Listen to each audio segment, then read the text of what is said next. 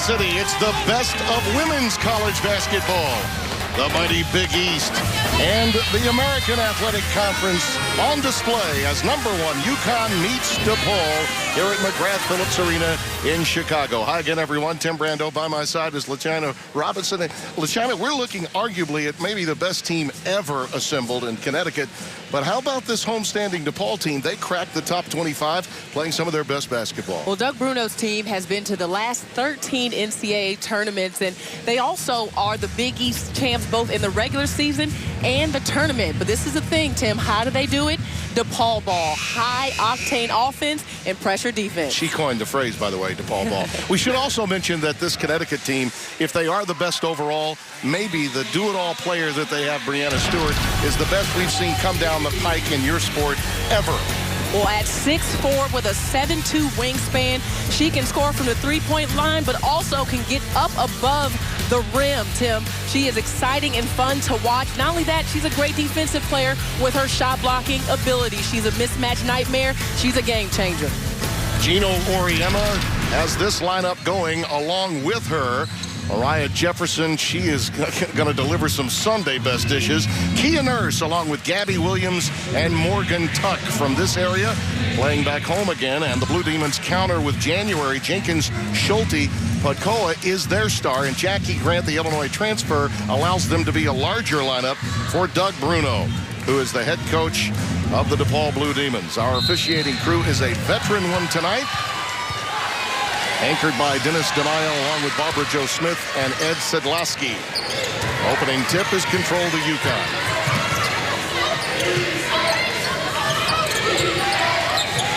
You see DePaul starting out in a 2-3 zone, but it's not your mom's 2-3. A lot of pressure, a lot of traffic. Podkoa comes down with the rebound of Stewart's runner. Podkoa is an outstanding shooter. She's an inside-outside player, too. On the receiving end of a running break that time, and you see the hoop put in by Nurse. She is outstanding, too, and this is a team that's not just built around Stewart, as good as she is. All five on the floor for UConn can hit from deep, and they can all fast break and defend. A lot of versatility. What I really like about this year's team is they don't have Kia Stokes in the middle blocking shots, so the pressure comes from everywhere on the floor. There's another steal. Mariah Jefferson end to end, and just like that, it's 4-0. I think we all agreed coming in, China, that this was a DePaul team that needed to come out quickly, so they need to answer as fast as possible here. Well, turnovers don't help because they lead to easy baskets. There's a shot from the corner, and again, Brooke Schulte from Germantown, Illinois, by way of Mater Dei High School, is an outstanding three-ball shooter. DePaul ball could have led to a turnover and an easy bucket, but yet again, Jefferson gets in the way. On the wing, there's the answer from Brianna Stewart, averaging 22 points per game, just under 8 rebounds. Great execution and transition. Mariah Jefferson, one of the fastest players in the nation in the open court. Schulte can't come down with this one. UConn now 3 field goals by 3 different players to open.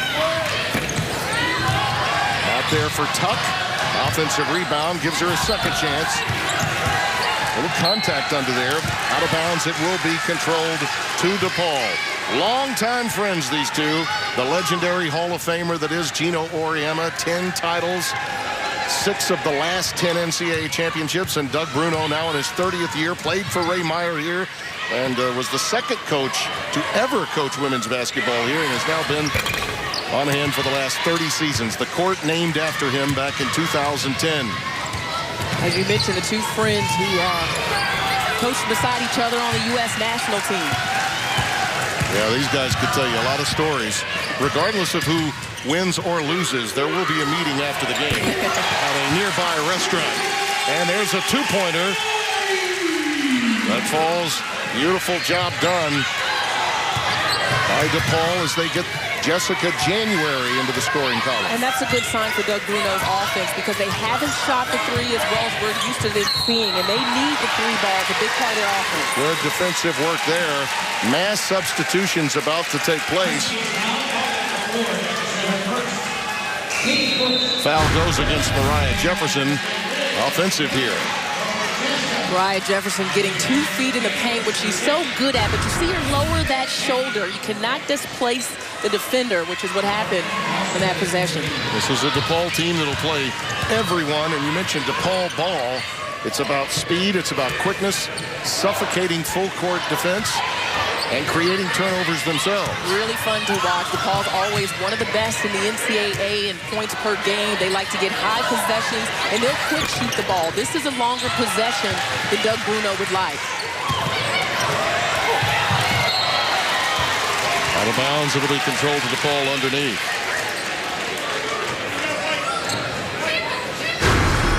Breanna Stewart, so good. Again, 7'2" wingspan, so around the rim, nothing gets by her. And she's more in help position this year with the graduation of Kia Stokes, who was their outstanding shot blocker. The blending of the two Illinois transfers is at work now with Amara Coleman. And there's Marte Graves. She is usually starting. They decided to go with a taller starting lineup. But again, we've got a lot of options on the offensive end to work with on both sides of the floor. Well, Doug Bruno wanted to put a wrinkle, I think, in things for his old friend Gino Auriemma. And a quick response coming from Kia Nurse. Couple of hoops for her, and it's 10-8 UConn. Not quite 4 minutes gone by. There's another steal in the open floor. Gabby Williams with an easy one. Gabby Williams is an outstanding defender, very athletic. She may be the most athletic player to ever wear the UConn Huskies uniform, and she is the change to this starting lineup after the graduation of Kalina Mosqueda-Lewis. 9-3 on turnovers for UConn. They've outscored. This is sort of a return to sender when you look at the length of the Huskies. And another three ball falls from downtown. DePaul answering from Ashton Millender this time. The quick release. They all have quick triggers. And there's again Breanna Stewart. The amazingness of what I love about her is the ability to run the floor and literally post up and face up anytime she wants. You have to know where she is at all times. And she required the attention of 2, sometimes 3 defenders.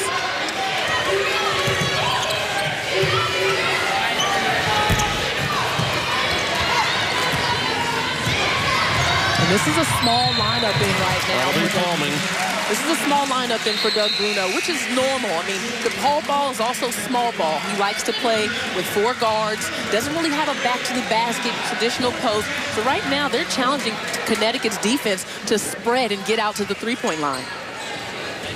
Well, DePaul is 3 for 7 from downtown. That's what's kept them in the game here in the early going as we hit the halfway mark of the first quarter. That's right. It's rare to hear quarter in basketball, but they changed to the quarter system, not academically, but in women's basketball this season. The international route they're going. Another 3-ball. How about that rainbow from Jessica January? When you go to a DePaul practice, and you know this, Tim, they are going to shoot from the three-point line 3 or 4 steps behind. And an answer. Don't blink. Mariah Jefferson, the senior from Glen Heights, Texas, makes it 17-14. Well, they are launching from everywhere. Schulte and a foul from deep. That will be 3 shots when we come back. An outstanding start for the Blue Demons at home. Transition basketball at its best with the best. UConn and DePaul right now on FS1.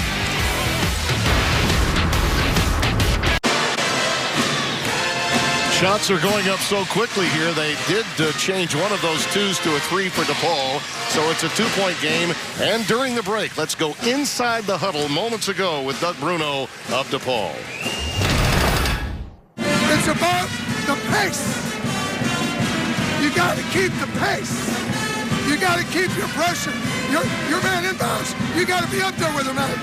All right? It's about pace.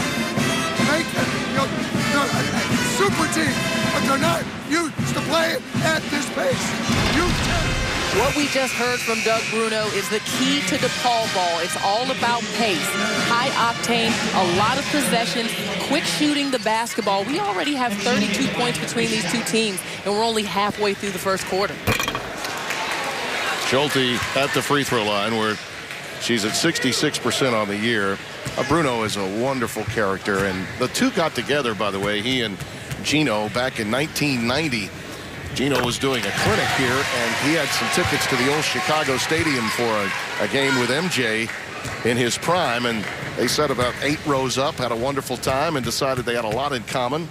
Of course, Gino came over from Italy, and they've spent time together at Gino's old house where he grew up in Italy. Very good friends. Yes. You're absolutely right. And now, again, serving with USA Basketball, what Gino told me was, coaching beside Doug makes it easier for me because we can say anything to each other. We can challenge each other. There's a comfort level there, and they just really enjoy it. And between them, they have 1.5 voice left. There you go.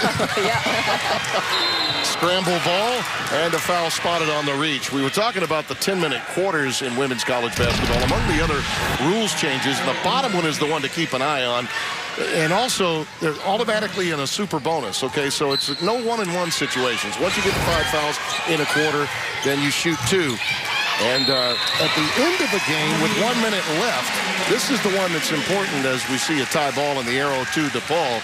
The team with 1 minute left has an option to advance the ball with under 1 minute remaining in the game. So that means you take the full court out of play and you can work in your front court with under a minute left. And that is huge in close game situations. Well, it makes it fun. And, you know, all the rule changes for women's basketball are to help the offensive end of the floor, to keep more flow to the game. Oh, how about Jenkins getting in there, huh?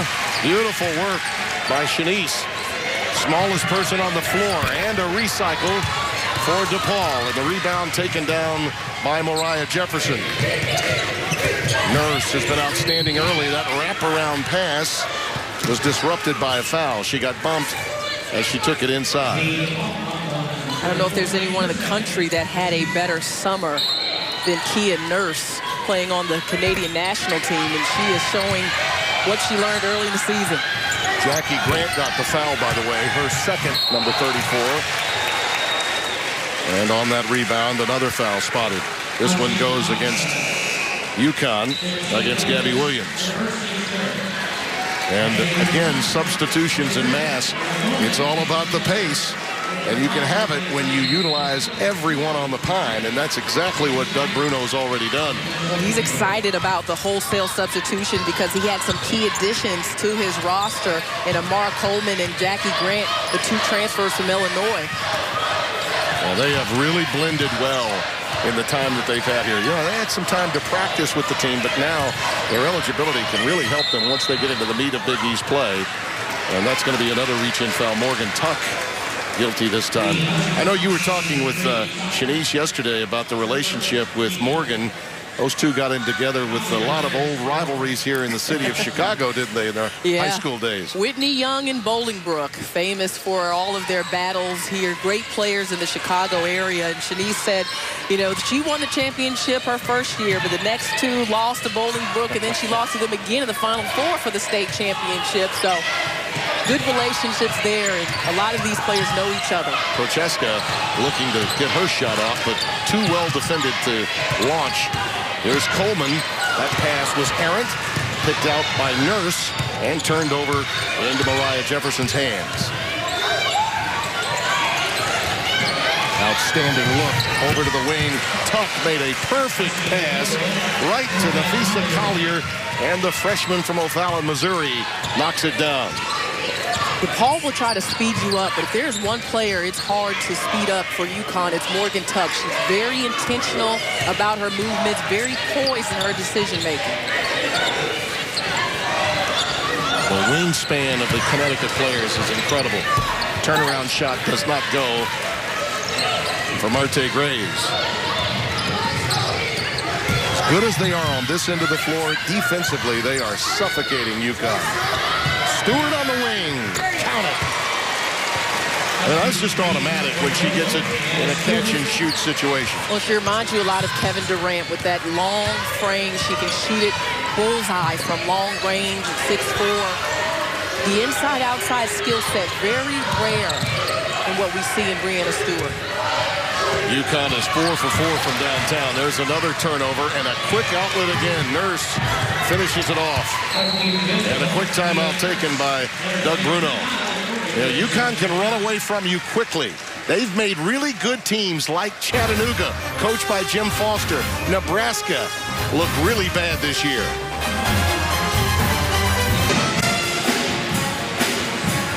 24-17 our score, and after what had become a turnover fest, the quick timeout taken by Bruno. DePaul has 6 turns. Connecticut has everyone now that has played in the scoring column. January off the bounce. Pulls up too strong. And a quick outlet from Brianna Stewart. On the wing. That one does not fall for Katie Lou Samuelson. Just into the game on the timeout. Podkoa has yet to scratch, and she's the leading scorer for the Demons. Schulte off the bounce, and she gets nothing but nylon. Much needed hoop there. Well, that mid-range shot is what Doug Bruno talked about yesterday in practice. He said they're going to run us off the three-point line if we start making threes. So we got to be able to pull up before the help defense gets there. This motion offense has been a thing of beauty for many years at UConn. Look at the open shot they get out of it. Just perfect. Down on the blocks to Brianna Stewart. And it's really the decision-making. The assist number is always high for Gino Lurie and his team. Oh, that was a good shot fake. Not a turnover. Schulte gets it back. DePaul does much the same thing. You can make a case they're sort of UConn light in their approach. They are. When you look at the numbers, the scoring of the basketball, high number of assists.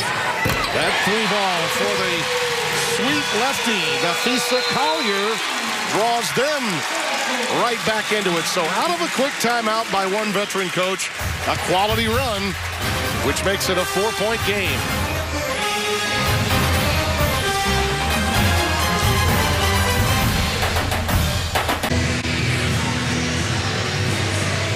Welcome back to McGrath-Phillips Arena in Chicago, where UConn has a 4-point lead over DePaul. And as we look at the DePaul offense, Doug Bruno went over situations in practice yesterday, and he talked about the importance of the three-point line. So DePaul is 6 for 12 from 3. What does that open up? The mid-range game. As the defense runs out and tries to close out on you hard, Brooke Schulte makes one dribble, nice pull-up. That will be open for them against this UConn defense. Both of these programs, LaChana, and this is one of the things I really love about them, you can't play for them if you cannot pass and shoot. I mean, you can be a great athlete, but if you can't properly shoot the ball and pass it, you're just not going to play for either one of these coaches. Absolutely. Both of these coaches very offensive-minded and recruit that way. Another offensive rebound and put back. Tuck working in concert with Collier. Here's January with a dump down to Graves. Marte puts it through. Sophomore from Detroit's Martin Luther King. 28-24 UConn just underway. Second quarter, 10-minute quarters. And remember, that means team fouls start over again with the new rules in women's college basketball. You see some pressure once again from DePaul. Once they score, they want to get into that run and jump, trapping full court press. Go back to that last play here. You see the rebound comes off, and Morgan Tuck, again, takes her time with the finish. Offensive rebounds are the one thing that are hurting DePaul right now. That extreme size, length that UConn has. Ian Urs with some dribble penetration out to Tuck for the 3-ball. Drive, draw, and kick. That was textbook, and the lead back up to 7. Denise Jenkins, as good as she is a mighty might out there on the floor tonight. No doubt about it. Size with UConn at every position on the floor. That's an example of it right there. A deflection, but she stays with it. January puts it through. A little stick-to-itiveness by Jessica January, and a quick run out by Stewart. A rare miss of a layup by her. DePaul push, baby push. And the trailer is Podkoa, but quickly Stewart up on her at the 3-point line. That's more than the parking lot for January. I think she shot that from February. That was 11 months ago. 31-29. What a display by DePaul from the 3-point line. Well, they're getting what they want. Sharp shooting early to hang in, aren't they? Stewart, double team, but it doesn't matter. There is nothing that DePaul can do about the size of Brianna Stewart. They don't have that kind of length on the interior. You got to put a body on her, try to be physical with her, and keep her away from the cup. You can see the difference that Stewart makes defensively. Podkoa, their leading scorer, just unable to get anything off. Jenkins with another 3-ball. Shanice, the senior from Whitney Young, here in Chi-Town, 33-32. Making it rain. UConn's got to make an adjustment and try to stretch the defense out just a little further. But it's harder than it sounds. That's going to be an offensive foul against Collier. It'll go the other way. Well, in defense of UConn, they're accustomed to going on the road and having teams hold the ball on them. By and large, that's what teams do. They're deliberate with UConn. And here's DePaul saying, no, we'll see you and we'll raise you with their style. Well, in the way that DePaul screens and moves with and without the basketball, you have to make quick decisions off of screens in terms of defensively. What are you going to do? Are you going to switch? Are you going to go over, under? And you got to get out quickly on the three. Well, they're scintillating in this quarter. 4 for 4 from the floor. 2 for 2 from downtown. Make it 5 for 5 as Millender puts one through. And DePaul takes the lead by 1. Ball was knocked away by Prochaska. 6:57 remaining here in the second quarter. Tim Brando and Shonda Robinson, happy to have you with us here on FS1. Two of the top teams in the country in the women's game. UConn, a dominant dynasty in the sport. Tuck from downtown. Too strong. Another offensive rebound opportunity in a recycle. And Chong coming away with it. She launches her first. Tuck is denied. Nice work defensively, but she stays with it. And Morgan Tuck puts it through. 35-34.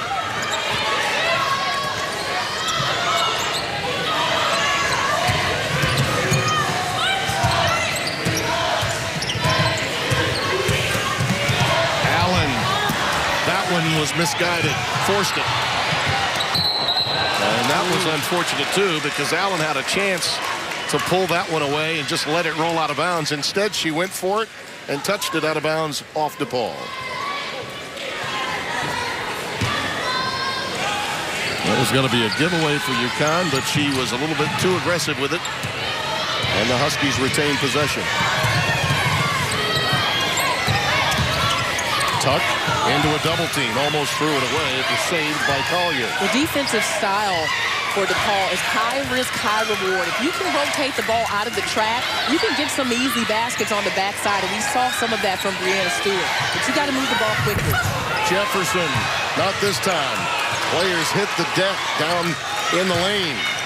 Tuck again. Too strong, and it's pulled down by Jackie Grant. Prochaska. Right into the chest of Tuck, which is what you're going to have to do against the taller player.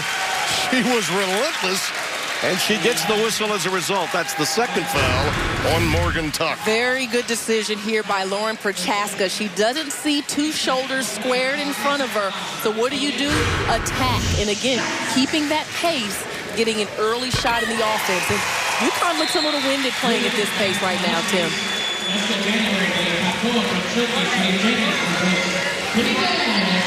They are 11 of 17 from the floor in the first quarter, UConn, but a paltry 4 of 12 in the second. And you're right, I think, the pace is really what it's all about. And they've been a little winded by it. And some more changes as Prochaska goes to the sidelines after the made buckets. Youngster from Trinity High from here in Chicago. And DePaul keeps bringing the fresh bodies in mass. Stewart, that's her all-floor game. It's almost absurd to be that good, that tall, across the board. She can play any position on the floor. Silky smooth. And what I like is that the game has sped up for her. She can move a little faster with her cuts, with her decision-making. She's just way better in that area than she was as a freshman. By that time, the pace caught up with DePaul as it was lost by Graves, but tipped away by UConn. She was bothered by the defender, no question about it, but she turned it over as a result. Huskies by 1. There's a steal. Off the inbounds. Jenkins. Count it. Most coaches would have said, let's get the high percentage look there in the paint. That is a high percentage look as far as Doug Bruno's team is concerned. Schulte with the pilfer and Jenkins with the 3-ball. Schulte with another steal off an errant pass. Grays in traffic. That time took it in too far. And Gabby Williams with the defensive play. Another wing jumper. They love that spot on the floor. Sanaya Chong with the deuce. Both of these teams are very good in transition. Again, DePaul plays at a little faster pace, but UConn can get up and down, get easy scores. They make good decisions in the open court. 10 lead changes in the game, LaChina. How about that? How much fun is this? Jenkins incredible. trying to use the window, can't get it to fall. Not to mention this crowd is into it. You got to love tight-knit McGrath-Phillips Arena. You know, when she misses a shot, I think everyone's amazed. Yeah, we're all surprised. Podkoa with her first launch. Interesting that that's the first one that she's been able to take from downtown. It all starts with DePaul ball. On the defensive end, Brooke Schulte gets the steal. Marte Graves makes the pass. And, oh, yeah, they're making it rain from three. Ryan Field back here in the studio. Coming up at the half, a top 20 women's showdown between Syracuse and Maryland. Highlights of the UConn men back from the Bahamas, plus Rick Pitino's Cardinals giving third-ranked Michigan State all it could handle. In the meantime, Tim and LaChina, back to you. All right, Ryan, thank you. We look forward to that. Jimmy Jackson, who's, by the way, in the studio with him, will be with me in Washington, D.C. for that monster matchup on Fox between Syracuse and Georgetown. Tell you, when you think about Big East and, of course, the division changes within the conferences, UConn going into the American Athletic Conference largely because of their football program, it's good to see these types of rivalries from the old Big East still intact. Yeah. And with DePaul having become a member late in the game, this is a great rivalry to keep going. I hope they do it more on the men's side as well. No, I agree. You're right. I mean, Syracuse and Georgetown, absolutely. That's a classic example. waiting to happen. Yep. They were obviously moving to the ACC rather than the AAC. Ball out of bounds, and it belongs to DePaul. So far, so good for Doug Bruno. You got to take, as you mentioned, some of those turnovers. That's high risk, high reward. You know what's going to happen to you. You got to make shots against UConn. Everyone knows that. If you want to beat this Huskies team, you have to score the basketball. And they are doing that well from three-point land. Coming in, they were only averaging 8 threes a game. DePaul already has 9 in this game. There's been no slippage from DePaul when they've gone to their bench. They've kept the frenetic style they wanted. Jefferson, beautiful move in the open floor to get past Prochaska, and it's 42-39. And that is the other area where UConn has hurt DePaul in the first 2 quarters of this game is the turnovers, really forcing the Blue Demons to cough it up and getting some easy baskets, Tim. You want to make UConn really have to work for those scores. Well, those interior passes is where you get into trouble against that wingspan. Here, Prochaska up against the sidelines. I mean, that's almost like a double team with Nafisa Collier. Right here, Mariah Jefferson, cat-like reflexes defensively, and then a little shake on the way to the hoop. And she is as fast as they get. I'll tell you this, watching her grow throughout her career at UConn has been just an amazing transition. She's so confident now, really understands what it takes to be a great point guard. I love these 5-for-5 substitution patterns. Old Adolph Rupp, white-blue team situation as Allen throws up one against the shot clock, and it goes out of bounds. But it's the way you have to play against a team like UConn. You have got to to keep this pace, you've got to be able to use everybody on your bench. Yeah, and also, you know, if you're going to shoot the three, but that's going to be the way you go with it. As you get late in the game, your legs can get tired. So you've got to have those substitutions to keep everyone fresh, both with the way they play defense and offense for DePaul. Every pass is challenged off the inbounds. Jenkins and January were all over that inbounds pass for DePaul.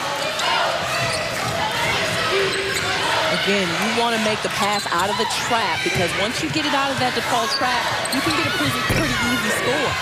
Jefferson can't get it to go. Loose ball, finally pulled out of there by the Blue Demons. And Podkoa gets it into the hands of Shanice Jenkins. She's the maestro of this offense. She is a floor general for sure. As tough as they get, as you mentioned, not tall in stature, but she controls and commands the offense. Tough shot for January, and the iron unkind. Pulled down by Stewart. Oh, that thing went all the way down and out, and it was a tough take. And you saw two bodies for DePaul going to the glass. They just weren't tall enough. Steal there by Brooke Schulte. She's got a trailer. January gives it back. Beautiful move and break. As you see the answer coming from Tanita Allen, the young lady that got loose and was the trailer on the break situation there. 42 to 41. You have to continue to play. Can't give up on any situation. Stewart fouled by Pacoa. The pressure of DePaul can start to wear you down, and they are swarming around the basketball. Brooke Schulte gets a good steal here. Then the ball fake is important as well, as you freeze the defense long enough to get into the paint for an easy score. Pacoa got the foul, her first. Ashton Millender will come back into the game to replace Tanita Allen, who got that bucket on the break a moment ago. You know, there's just no panic in the way DePaul plays, and yet they make the opponent panic. That's their style. That's really DePaul ball. It is. It is. It is. It seems to be a little bit out of control, but because they're used to playing at that pace, it's not at all for them. Well, the message of the madness. Pacoa, who does not have a bucket yet, gets the rebound and kicks it out. And the clock winds down to 51.3. Yeah, rather quiet so far from Megan Pacoa, but it's been so guard-dominated for her team because of this pace. And she's got to deal with Stewart on the other end. Absolutely. When you have to play that hard on one end of the floor, you sometimes are going to lose something offensively. No doubt. That's a tough challenge to have to defend number 30 in blue.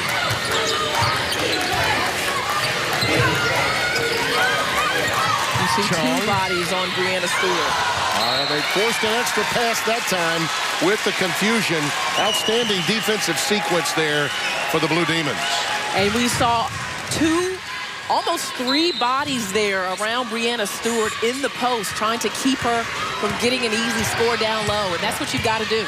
Gosh, I look over there. Chris Daly, who's been with Gino for 31 years. Shea Ralph was an outstanding guard for some of his outstanding teams.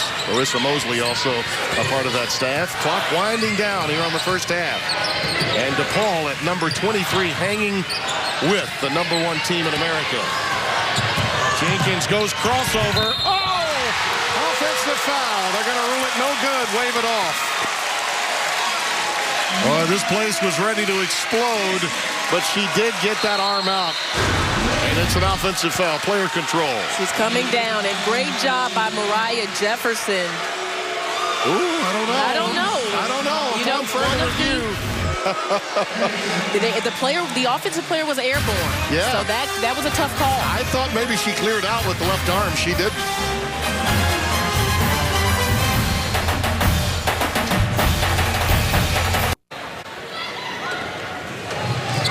They have to go the length of the floor in a hurry and fail to get off a shot. This has been one whale of an entertaining first half. Oh, man, and Doug Bruno's got to be happy with the way his team has played. All right, coming up right after these messages, we'll check in with Ryan Field and JJ, Jimmy Jackson, for an FS1 College Hoops report. Stay right where you are. Number 1 UConn, number 23 DePaul, here in the Windy City, Chicago. It's all about the pace, no trouble. All about the pace, no trouble at all. The rock and roll show continues here at DePaul. The Blue Demons really right there with number 1 UConn. LaChina Robinson by yours truly, Tim Brando. And they needed to shoot the ball well. They've done that. And UConn is, just as they say, done it with turnovers and points off. Absolutely. It starts with DePaul ball from the three-point line. 27 points from long range, 9 three-pointers for Doug Bruno's team. And the thing that you like about the three, it wasn't toe on the line. It wasn't even close. It was 2 feet, sometimes 3 from behind the arc. The three-point attack was on. And the way that Connecticut countered, you mentioned it, Tim, it was with their defense. They forced 10 turnovers and scored 15 points off of them. Their transition is sensational. The decision-making Easy baskets, and that's what DePaul has to take away from Connecticut here in this third quarter. You know Gino Auriemma as well as any. I'm guessing the paint on the wall in the visitors' locker room was altered somewhat. There was a message. What do you expect from these stats? What we can see that maybe changes things for UConn in the second half? Well, 2 areas we talked about there with three-point shooting and points in the paint is where UConn scored the easy baskets. But look at the bench points. DePaul's rotation really helped them. What you don't see there is that Gino only played 7 players 5 or more minutes in the first half, where DePaul played 10 players for 5 or more minutes. So there was more rotation, deeper bench, which kept DePaul fresh. Yes, Boykin did not make the trip, nor did Polito. So UConn cannot go as deep into their bench as certainly DePaul can. But this is uncommon, really, for Doug Bruno to go with mass 5-for-5 substitution patterns. He's done it here. Jackie Grant stopped and stifled that time by Gabby Williams defensively. And here comes UConn. Inside Tuck with the delivery to Williams. Good defensive help rotation by DePaul. Nice crossover step. They always wind up with an open look, it appears. Off the bounce, and it falls. Nicely done by Kia Nurse. She's been very steady for this team. 46-41. She got their first 2 buckets tonight. Yeah, what you like about that possession is UConn slowed it down on offense. They were patient, good passing. In traffic and using the window, Gabby Williams in the lead, extended to 7. 60 seconds gone by here in the second half. And this is the danger zone. This third quarter, especially the start for DePaul, they've got to get warm and get hot as quickly as they can, because you mentioned, I know Gino has asked his team to turn it up another notch. Podkoa, by the way, the leading scorer for DePaul, only launched 1 shot in 12 minutes play. They got to find a way to get her involved. That's a deflection. Nice defense by Jenkins, leading to that turnover. Look at the patience. You go inside with the ball, passing it, precision, and then good decision-making. If you keep making the defense rotate, eventually you will find an opening. Member of the Canadian national team, Kia Nurse from Hamilton, Ontario. Nothing cold about her shooting tonight. Here's Podkoa. Dogged by Tuck. She gives it up to January, and that one goes crying off the front iron. A couple of short shots in the mid-range. I think you're right. This is a critical time here for DePaul. They need to answer with some stops and get some quick buckets on the other end. 0 for 3 out of the gates, and Bruno's going to go to his bench with 5 new players on the next dead ball. Jefferson into Williams. Beautiful pass. And the lead extends to 9 and a timeout taken. A couple of really good offensive possessions for the Huskies to start here the third quarter. And when you're number 1, you generally respond. 6-0 spurt to open the third. A quick reminder, Saturday, 2 of college basketball's greatest rivals face off on Fox. 14th ranked Syracuse into Georgetown in a game that will be filled, it always is, with emotion and intensity. Jimmy Jackson will be with me for that one.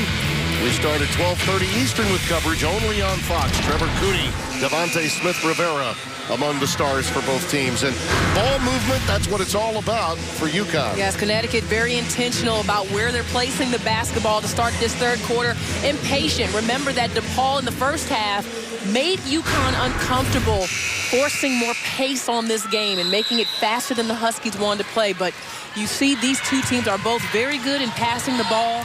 Top 5 in the nation in assists. I tell you, DePaul, I think, got a lot out of playing Baylor when they did. That was their only loss prior to tonight's game. Kim Mulkey's team is outstanding. They played that game in Waco, lost by 14. You can tell they've grown from that performance. Doug Bruno talked a lot about his team controlling the controllables. We can box out. We can take care of the ball. Those are things we can do at any time. Ashton Millender lost it. Still in search of that first hoop. There's a breakaway. Ochaska comes out of there with it. The ball is not safe anywhere on the floor when either one of these teams have it. Won't fall for Marte Grays. They need a bucket, and they need one soon. 0 for 5 to open the third quarter here. There's the trap. Stewart looking the other way, and there's a wide open tuck, counted, and a foul. And that's the backside look we talked about. High risk, high reward defense by DePaul. So they are trapping, trying to force the turnover and push the pace. And what happens when you trap? Someone's open. And Morgan Tuck, very high basketball IQ, slides on the backside of that defense. She's smart, gets an easy one. Amara Coleman picked up the foul, her first, and they convert the three-point play, and that lead that was once 3 has been up to 12.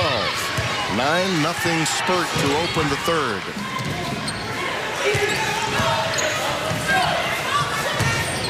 Grays off the bounce, takes it in, and those shots that were falling early are not now. Well, many of them are being taken from the mid-range area. I think DePaul's got to get back to launching some threes, getting it up there, playing that same style. Stewart will. That rainbow is too strong. Gabby Williams on the glass. Loose ball taken out of there by Coleman. The Illinois transfer waits for some help. Prochaska swatted away by Williams. Coleman with the steal. Numbers now, 4-on-1. Prochaska. 53-43, so it takes 4 minutes for the Blue Demons to get in the scoring column in the second half. Lauren Prochaska's not the fastest, most explosive. Oh, man, what a ditch from Kia Nurse to Brianna Stewart. But on that last possession, there was a steal first by Coleman here, and then she gets out, and good decision here to draw the defense first before making the pass, and the easy basket from Prochaska, who's been efficient around the rim. She's not the biggest, fastest player, but she makes good decisions there. Danita Allen picked up the foul, and along with her 4 teammates to the bench as the mass substitutions continue for Doug Bruno, the veteran coach here at DePaul. That 3-ball goes as you prescribed. Jackie Grant knocks it down. And then what does Jackie Grant do? She's on the front of that press. The Illinois transfer is really going to be an asset. Oh, Shanice Jenkins really got in the way of that one. She had a hand on leather, almost got the turnover as a result. Out of bounds to UConn. First double-digit leads of the night coming here for the Huskies in the early stages of the third quarter. And DePaul trying to get back on track after a struggle at the start. That's a tie ball. The arrow is to UConn. Well, you've got to expect that Connecticut's going to make a run. So they have. So if you're Doug Bruno's team, you say, okay, they made their run. They punched us to start the third. Now we have got to pick this pace back up and get it going the way we want to play. Stewart will trigger it in. Oh, there again, a near deflection, almost a steal for Schulte. Nurse, not this time. Rips it away from Parkoa. Stewart comes away with a loose ball. Gets everything but the finish. And Tuck with an offensive rebound. Boy. Wow. That is domination on the offensive boards. Jefferson, a beautiful pass and a foul inside as Brianna Stewart got it right there in a position where she was being checked inside by Jackie Grant. We'll be right back.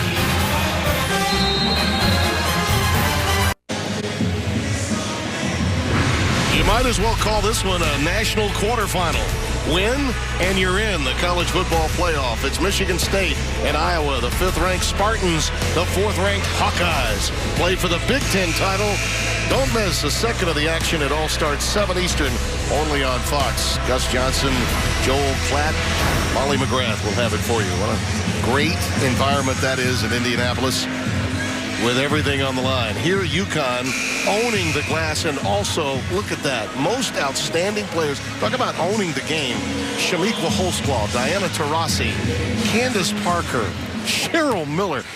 All of them had 2 most outstanding players in the Final Four. This young lady has 3, and I think she's playing as though she's on a mission for 4. Well, she turns it up when it's time. In Final Four situations and pressure situations, Brianna Stewart answers the call. And you're right. Dino Ariema told us that she's playing right now as well as any player that he's ever coached. I'm happy to report, or maybe not so much, that I got a chance to see all of those players play, call their games, and she is the equal of all of them. I've never seen anyone attack the game on both sides of the floor as well as she does. There's a foul spotted against Nafisa Collier, her second. Well, and her footwork has improved, her decision-making, her confidence, and you add that to those physical dimensions, you have something special. Boy, Schulte's played well tonight, hasn't she? It's tough. Hey, and I'll tell you this, UConn has had their way on the glass. They have size advantage, and they have really gotten there, but DePaul has snuck in and gotten some just out of straight toughness. They were being out-rebounded 12-1 going into that last time out. So they were dominant. I think 6 of them were in one sequence of offensive rebounds. They miss a chippy this time, does Tuck. Jackie Grant gets it out to Shanice Jenkins, who's wonderful in the open floor. Leaves it out for Jessica January. Oh, play the nylon song. 57-51.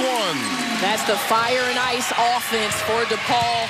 The fire into the lane with quickness, ice him with the three-point shot. She's got 14. Jefferson. That might have been steps. No one's that quick. Tuck. What about the interior defense? Incredible. There she is again. Counted in a foul.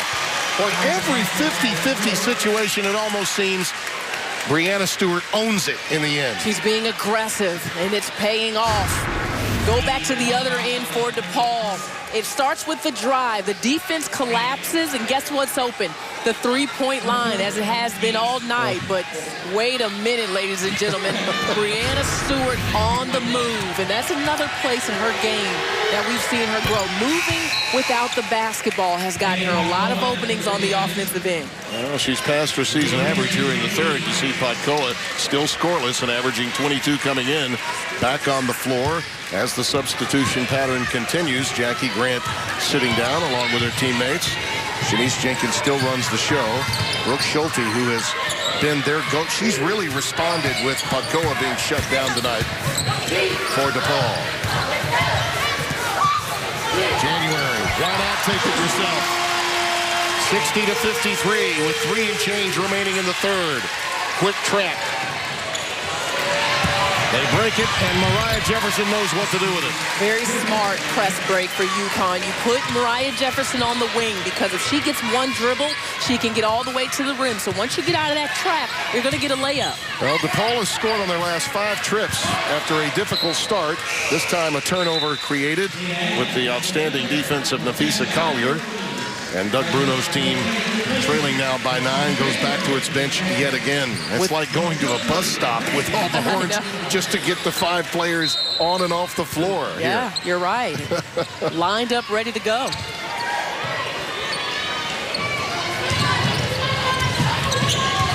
Well, you get them near the sideline, you know a trap is coming with DePaul. And UConn's done a good job of getting the ball to the middle of the floor like we see right there. That's what breaks the press. That was a great dish, but Tuck threw that one up quickly, out of bounds, control to the Blue Demons.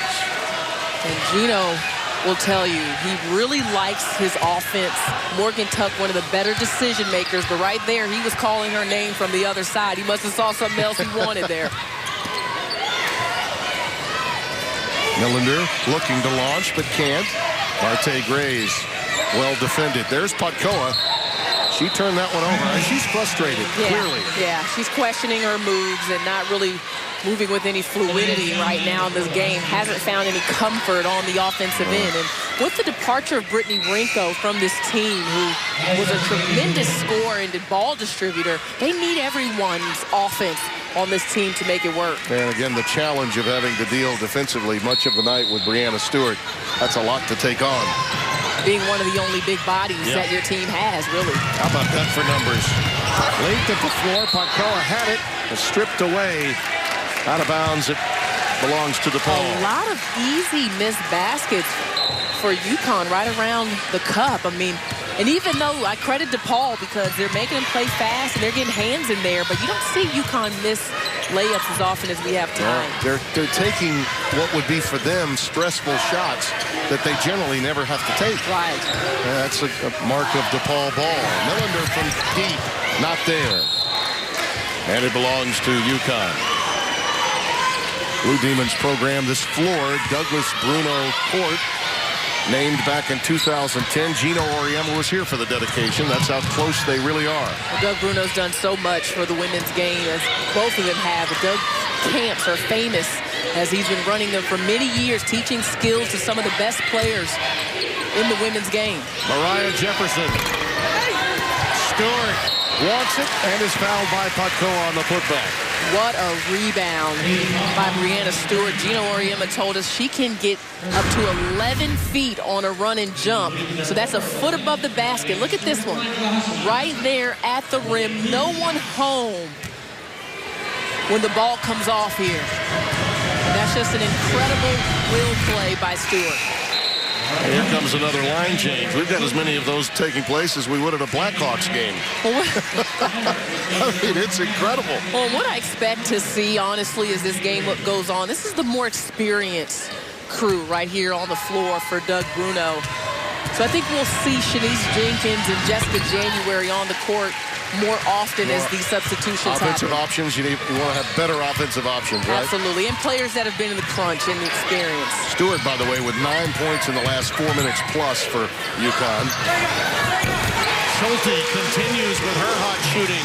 Brooke Schulte, 64 to 56. I love the confidence she's playing with this season as another tip and deflection. Jefferson could not save it from an over and back. And that's what Bruno wants. The thing you don't see on a stat sheet is how many tips and deflections DePaul's guards get. You see the steals, you see they're forcing turnovers, but they're just disruptive with their hands. I'll be interested to see if Jessica January and Schulte continue to be go-tos in their offensive sets. They've been carrying this team offensively tonight when it has slowed down and they've had to run half-court offense. The foul is spotted inside against Nafisa Collier. That's her third. And Jackie Grant will trigger it in for DePaul. Great cut by Jenkins. Can't get it to go. Well defended by Mariah Jefferson.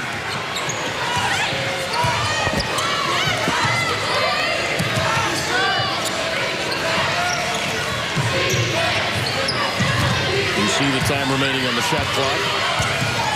DePaul hoping for one last possession as Stewart drives the baseline. Did everything but finish. Here's Schulte. Jenkins from downtown. Too strong.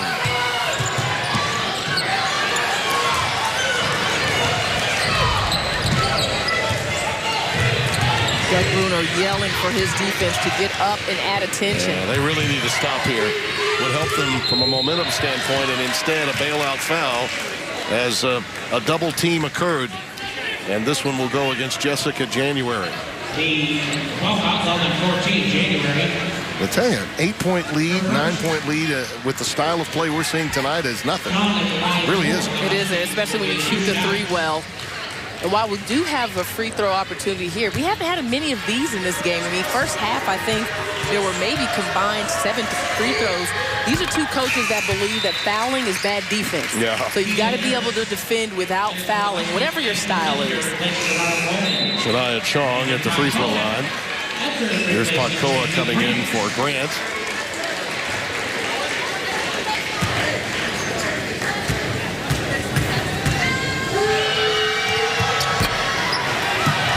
So an opportunity off the miss for DePaul to cut into this lead. Jenkins looking for some help. Great steal by Stewart to close the half. I beg your pardon, the quarter. I'll get used to it. We all will. We're on the quarter system, not semesters. I got to keep working on that during the women's game. Stewart with 9 points in this quarter as number one asserts itself and leads by 9 in Chicago.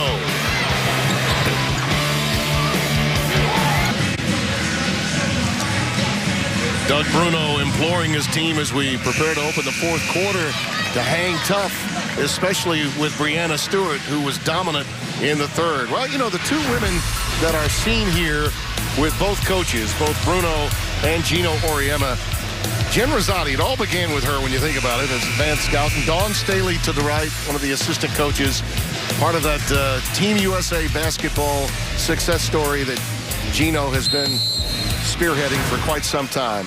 There's Shea Ralph with Chris Daly also, the assistants. And Leon Barmore was just bypassed by Gino, longtime Louisiana Tech coach, in terms of winning percentage. And Leon, I know, is back home in Ruston enjoying watching tonight's game.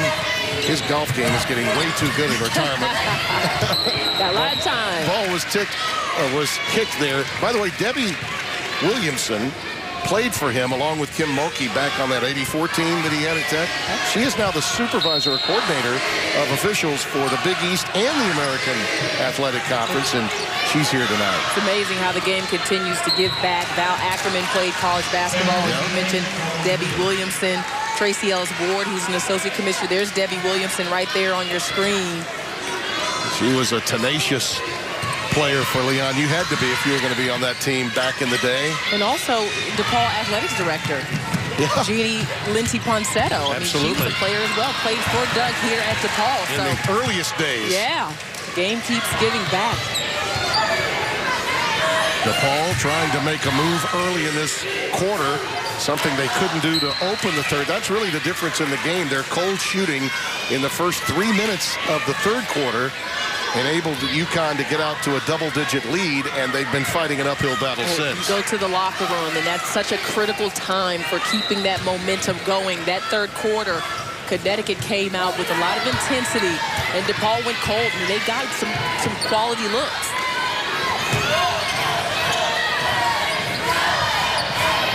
Shot clock winding down.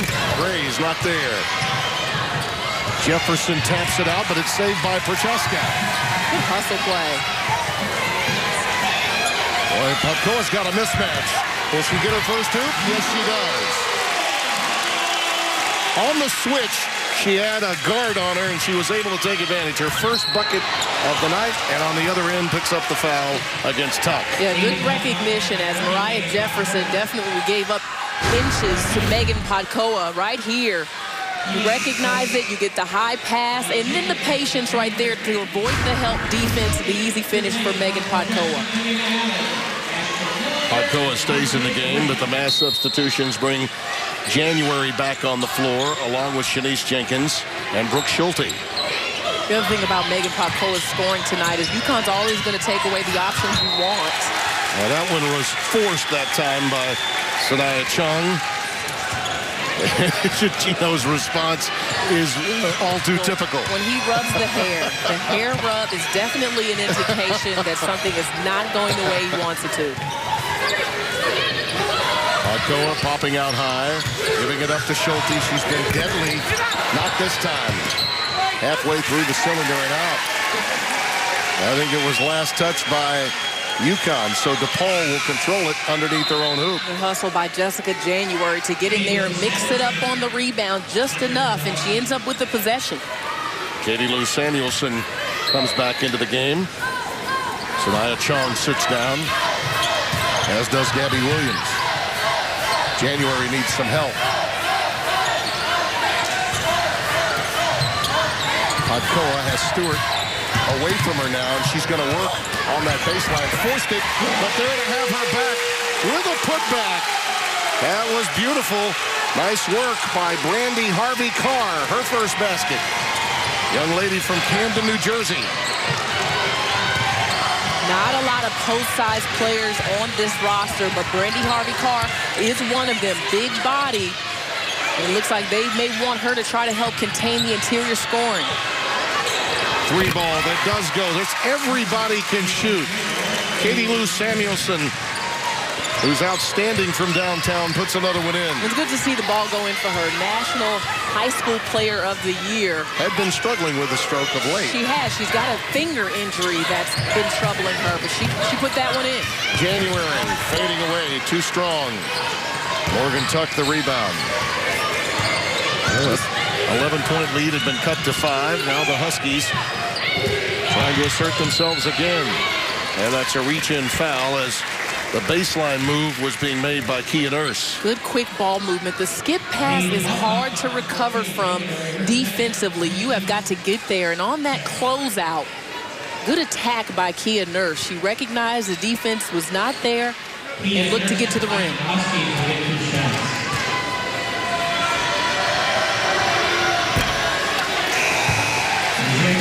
Very talented sophomore from Canada at the free throw line. And again, the mass substitutions continue. Bruno stayed with that all evening long. That was the game plan coming in, and he's sticking to it.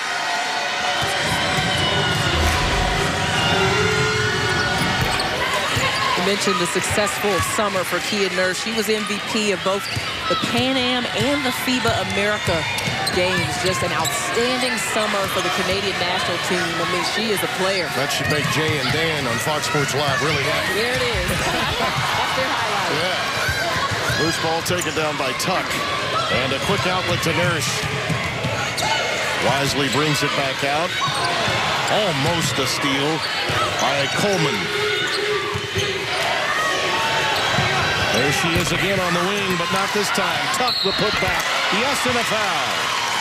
It's been the turnovers to points in the first half and the offensive glass in the second half that's really set the Huskies apart. It has, and Morgan Tuck, rare show of emotion, but the shot goes up, no box out. And that's one of the controllables Doug Bruno talked about. We can box out, not there. And in front of family and friends, Morgan Tuck gets a big one. Couldn't get the three-point play, though. So the lead has ballooned back to 11, where it was before DePaul made its run in the early stages of the fourth quarter here.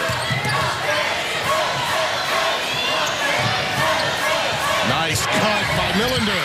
Beautifully done, and an equally great find on the part of Grant.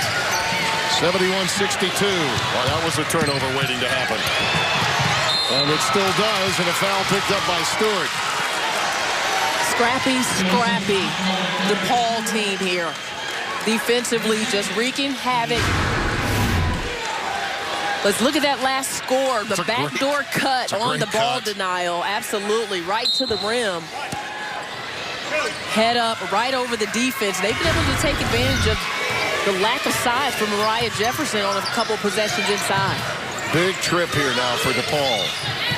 Millender again with a cut. Well defended that time, though, by Stewart. And the foul committed. And that's called an adjustment. Yeah. The last time you got that easy basket. That possession, Breanna Stewart rotates over. Totally different look. Ashton, the sophomore from Glenwood, Marian Catholic, picks up the foul. That's her second.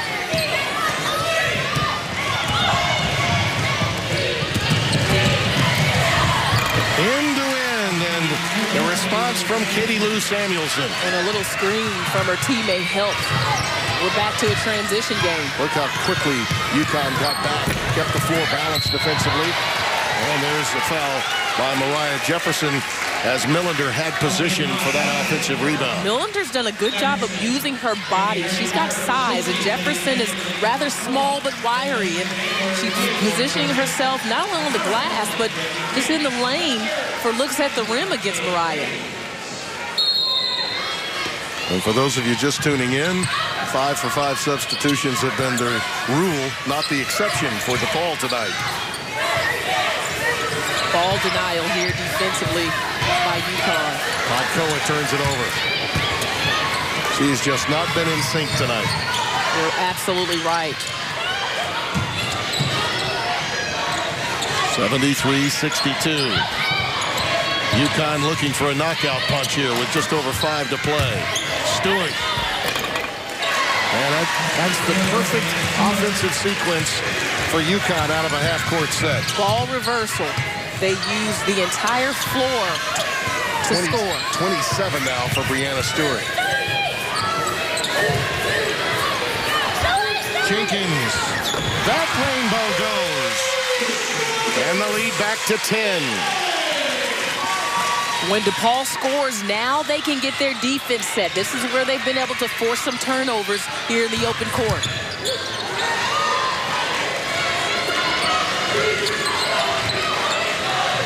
They're getting everybody's best effort. They're accustomed to that, but I tell you, post-game will be a little different tonight for the UConn players. Stewart, again, all over the offensive boards. She's up to 29. I mean, she's just having her way. But I'll tell you what happens defensively. The way DePaul plays. And a foul spotted There's a foul inside. there. Yeah. But when you are trapping, you have two bodies on one. You can't get to the rotation for the box out. That's what's hurting them on the backside. Brianna Stewart, sky high for the finish.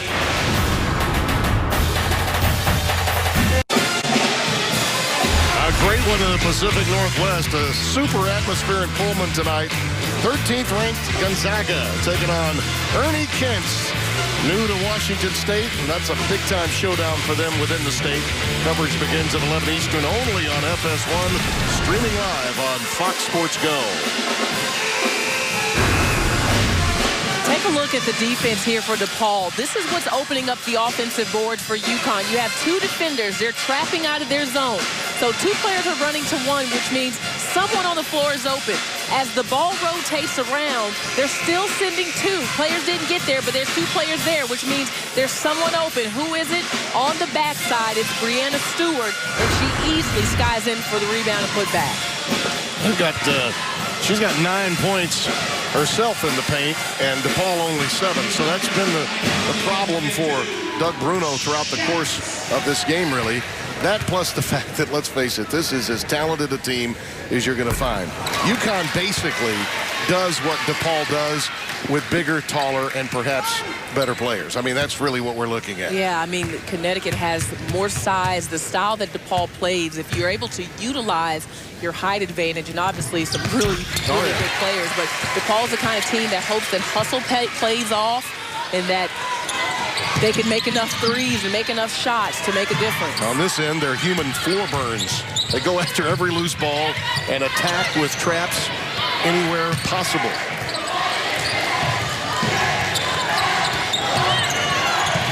Makes for a very entertaining game. There's Tuck. She gets an easy one around the lid against the much smaller guard on the switch, Jenkins, and the lead up to 13, largest of the night. In order for DePaul to take that height advantage away inside, they have got to pressure the ball and not let UConn see that pass. That one doesn't fall for Jenkins. And UConn beginning to smell it now. Another road victory. On the way to perhaps perfection yet again. Think about it. It's 4 perfect seasons. How many people could say that? It's unreal what UConn has done in this game.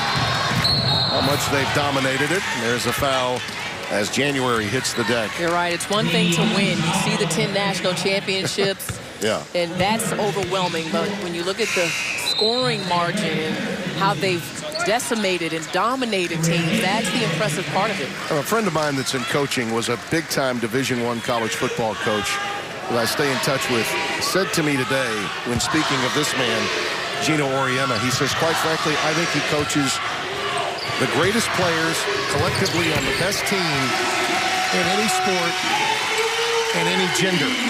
Now, that is as tall a compliment as I've ever heard from another coach. That's high praise, but, I mean, you definitely could make that argument because of the dominance in what he's done.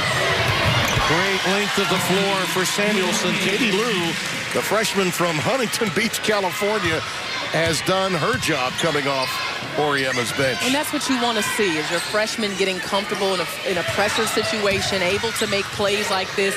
High expectations for Katie Lou, and Gino said really he wants her to focus on defensive rebounding as she has struggled some with her shot.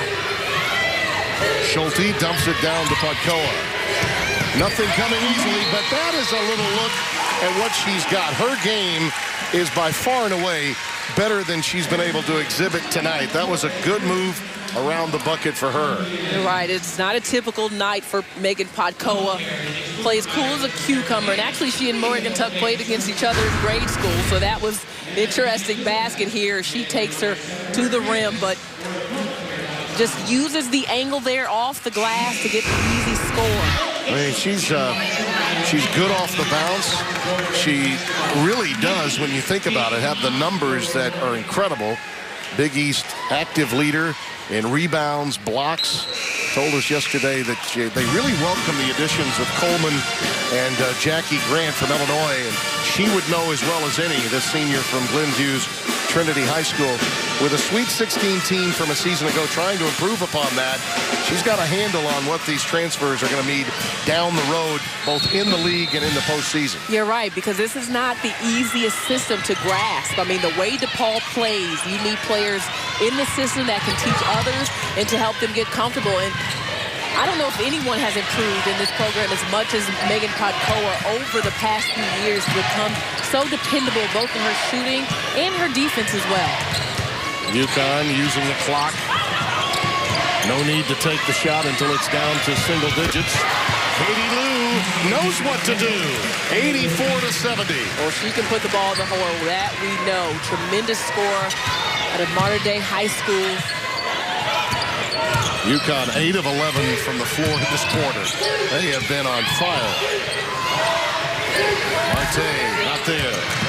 Marte Graves has struggled with her perimeter shot in the second half in both the third and the fourth quarter. Yeah, she came out hot early. She did.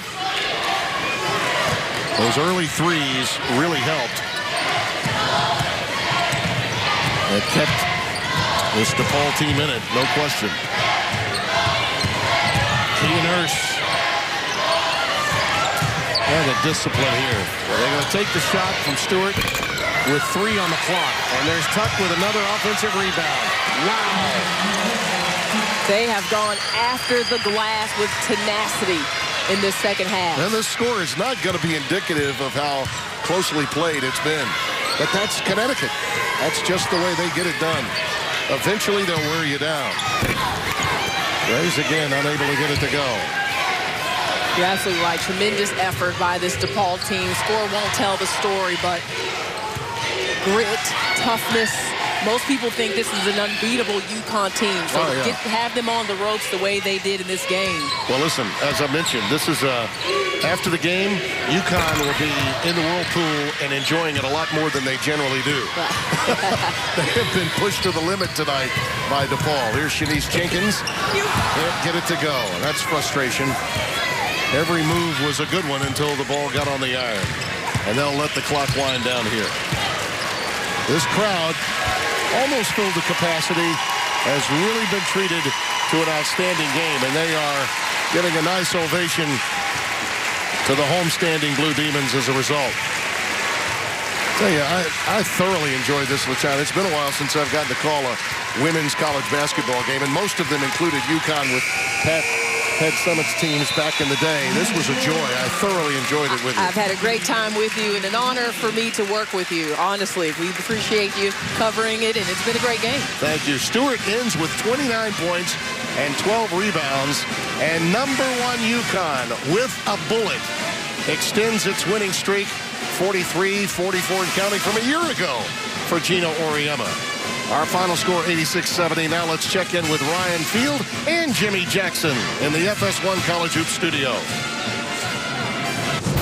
right, Tim, thanks. Coming up next, UFC fight flashback. In the meantime, Ryan Field, Jim Jackson here in our Los Angeles studios. UConn gets it done again. 42nd straight win for the Lady Huskies. What jumped out at you the most about this game?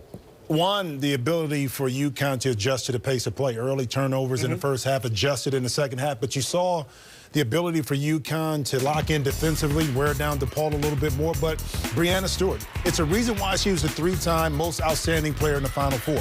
We would celebrate this if it was a Kevin Durant, 6'10". She's 6'4", which is big for college basketball for a woman. The ability to shoot the basketball, to finish inside, to rebound, to shoot from the perimeter, all those things she's able to do. But more importantly, she's a team player, which her teammates love. So that's why it's so tough to just defend Breanna inside. As Tim said, he said this game was a lot closer than the score indicated. Right. But I think if there's one word when you look at Gino Auriemma and UConn, it's precision. And how everything is just in place. And you were talking about that earlier. That's what impresses you the most. The thing I love about it, we take for granted is this, right? When they get out in transition, just the lob passes over the top, the bounce passes inside the post, 1, 2, 3 passes on the perimeter, and then find the open person on time, on target. So now you can go shoot the basketball. we take it so much for granted. And the precision of it is, one, now you're getting high percentage shots. And it's tough to defend when the ball is hopping around like this, because now you're not trying to beat your players one-on-one. It's constant ball movement. And then as soon as the defense relaxes, that's when the pass is there. And as a player and as a scorer myself, I love when I can receive a pass, either shooting a jump shot or inside, where now I just have to finish at the rim. That's UConn basketball. Yeah, and Gino Auriemma's been doing this for a long time. When you talk about 42 straight wins, put that into some perspective, what we're witnessing right now with UConn. It's unbelievable. And a lot of times you want to take for granted also that maybe the women's game in regards to parity is not there like the men's game. Sure. But at the same time, you're getting the best effort. Look at DePaul this evening. You're getting their best effort each and every night. So that means you have to be on high alert. So the amount of concentration and focus, attention to detail in the game plan that goes into UConn's preparation is like none other. So you have to really give not only the coaching staff credit, but also the players a lot of credit. Yeah, they beat a good DePaul team on the road, and that's where we find LaChina Robinson in Chicago. She's standing by with the head coach, Gino Auriemma.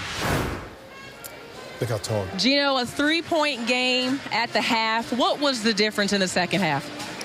Well, I thought we slowed down a little bit. I thought the first half was played way too fast. I mean, that's exactly the way DePaul plays. You know, that's their style. And, you know, they run guys in and out of the game, and they trap every possession, every dribble, every pass, and they try to get you to play just as fast. And I thought in the first half it was played exactly the way DePaul wanted to play it. I give a lot of credit to Doug and his team.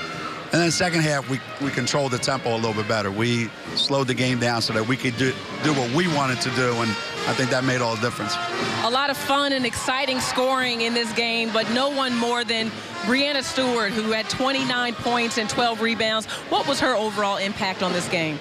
Well, not much. I didn't take her out the whole 40 minutes, right? So, you know, in a game like this where you know you're going to need somebody that can do a lot of things, because DePaul forces you to do a lot of things. So she makes jump shots, she scores inside, she rebounds, she plays good defense, she brings the ball up the floor for us. Obviously, we wouldn't be where we are today without Stewie. Very early in the season, you haven't played very many games, but as you learn from each one, what will you take from tonight's victory? Well, I think we learned that there's a pace that we have to play at that's comfortable for us. And, you know, we played a team Monday night that wanted to slow down the pace, and we played a team today that wanted to quicken the pace. And we just, I think the more times we put ourselves in these situations, the better we're going to be come tournament time. And that's basically why we're doing all this. Thank you, Gino. All right, thanks, LaChina. Back to you, Ryan. All right, LaChina, thanks. I don't think it matters what pace they play at. They're pretty good. 42 consecutive victories. You look at the longest winning streaks by the Lady Huskies in school history, and they're not even halfway yet, Jimmy, to the 90-game win streak they had from 2008 to 2010. Just incredible. Well, consistency, but also being able to attract the best players. I mean, and that's something that Gino has been able to do.